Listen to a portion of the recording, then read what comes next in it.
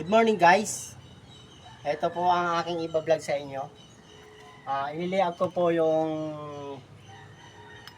pag-layout dito sa plastering. Ito ho.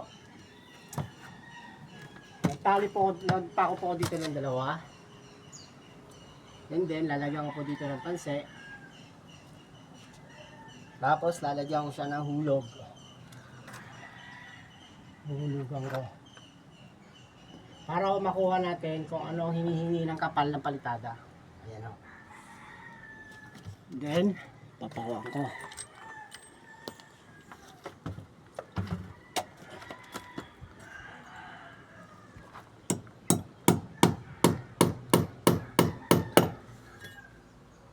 Tapos lalagyan natin ng pansi pababa.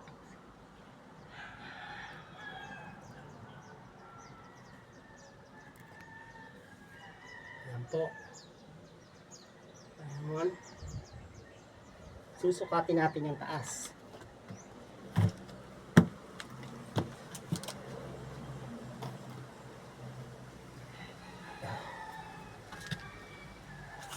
Pagsukat natin ng taas, ilagay natin sa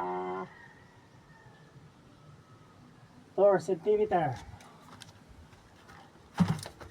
Dapat dito sa baba magiging 4 cm din.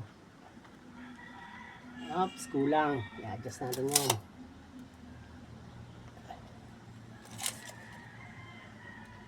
Ayan, nanginginig pa yung kamay ko. Hindi kaya, boss. 3.5 lang ngayon. Ito ang i-adjust natin ng 3.5 kasi wala sa hulog yung pader nila.